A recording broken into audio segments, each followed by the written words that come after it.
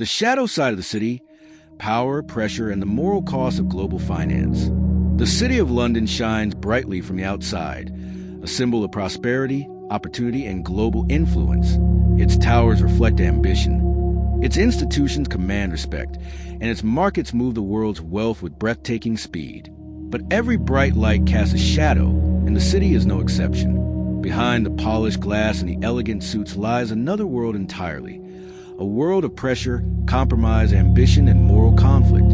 A world where power comes with a price, and that price is not always paid in money. The city's shadow side is not about conspiracy or corruption. It is about the invisible cost of relentless competition, the psychological weight of managing vast sums, the ethical dilemmas embedded in decisions that affect millions, the quiet compromises made in boardrooms, the ambitions that push people beyond their limits. In the city, power is abundant, but so are the pressures that accompany it. Every day, thousands of professionals enter the city's financial centers, carrying responsibilities that most people never see. A trader managing risk for a pension fund feels the weight of thousands of retirements. A banker negotiating a complex restructuring knows their decisions may determine whether a company survives or disappears. A lawyer drafting international contracts understands that one clause can shift billions across borders. These pressures accumulate silently, shaping the culture from within. For many, the first shock is the pace. From the moment they arrive, the tempo of the city demands total commitment. Days stretch into nights. Weeks blur together. Emails arrive before dawn. Markets move before breakfast. Decisions must be made in minutes, sometimes seconds. The adrenaline becomes addictive. The exhaustion becomes normal. Over time, people learn to live in a state of permanent vigilance, always watching, always anticipating, always trying to stay ahead of the next shift in the market. But this intensity comes with a cost. Burnout is not an exception. It is a common rite of passage. The demands of the job erode boundaries. Personal lives shrink. Relationships strain. Health deteriorates. Many leave the city not because they want to, but because they cannot stay. And yet, the culture celebrates endurance. To show weakness is to fall behind. Success is rewarded. Fatigue is hidden. Vulnerability is suppressed. The city's shadow is carved into the minds of those who work within it. Beyond the pressure lies the moral complexity. Finance is not inherently good or bad. It is a system of incentives, structures, and choices. But those choices often carry consequences that are easy to overlook. A bond sale may fund infrastructure or enable a corrupt regime. A loan may support growth or burden a fragile nation with decades of debt. An investment strategy may boost returns or accelerate inequality. The distance between decision and impact becomes so vast that consequences feel abstract, and abstraction can dull conscience. Inside the city, ethical decisions are rarely dramatic. They are subtle, incremental, often invisible. A small exception for a valuable client, a slight adjustment to a model, a decision to ignore a warning because the risks seem manageable, a willingness to follow pressure rather than conviction. No single moment defines a moral erosion. It accumulates over time, one compromise at a time, until it becomes part of the system itself. The city's culture amplifies this dynamic. It rewards performance. It celebrates profitability. It values results above explanations. Ethical considerations are not ignored, but they compete against powerful incentives. A trader who hesitates may lose money. A banker who questions a deal may lose clients. A manager who pushes back may lose influence. And so the culture encourages moral flexibility, even if no one says it aloud.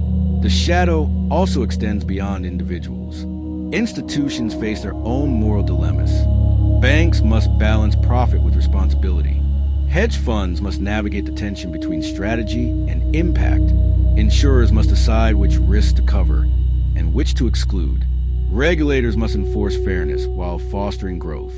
Every institution in the city exists within a moral landscape filled with tension, and every decision shapes that landscape further. Another shadow lies in inequality.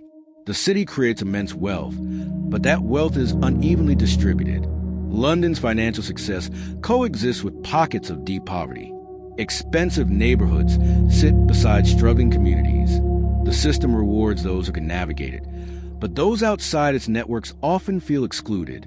This divide grows larger with each cycle, shaping society in ways that are difficult to reverse. The city is not responsible for all inequality, but it cannot deny its role within a system that amplifies it. Then there is the secrecy, not illicit secrecy, but professional secrecy, the kind that arises from confidentiality, privacy, and discretion. Deals negotiated behind closed doors, strategies created in private rooms, information shared only among select groups. This secrecy is essential for markets to function, but it also creates distance. Distance between the city and the public, distance between financial decisions and their consequences, distance between those who shape the world systems and those who live within them. Yet the shadow is not pure darkness. It is simply the other side of the city's brilliance. It reminds us that power is never simple, that influence always comes with cost, that ambition must be balanced with responsibility. The city is not a villain. It is a reflection of human nature under extreme conditions. It amplifies strengths and weaknesses, virtues and flaws. It creates opportunity and pressure in equal measure. At its best, the city finances innovation, supports development, and stabilizes economies. At its worst, it magnifies recklessness, rewards excess, and distances itself from the real-world impact of its decisions. The truth lies somewhere in between, a complex blend of good intentions, structural incentives, human limitations, and relentless competition. As the city moves into the future, the shadow will continue to evolve. Technology will create new pressures. Global crises will challenge ethical boundaries. Competition will intensify. But the city's greatest strength has always been its ability to reflect, adapt, and reform. It learns from its failures. It rebuilds after crises. It evolves with each generation. The shadow does not disappear, but becomes a guide for improvement rather than a force for harm. The City of London remains one of the most influential places on Earth. Its power shapes the world. Its culture drives ambition. Its networks connect continents. But its shadow reminds us that influence comes with responsibility, and that moral clarity is as essential to global finance as capital itself. In the next episode of Cinematic London Finance Chronicles, we explore the human side of this responsibility, the figures who shape the city's history, the leaders who define its character, and the individuals who change the course of global finance. Subscribe and continue the journey into the unseen forces shaping our world.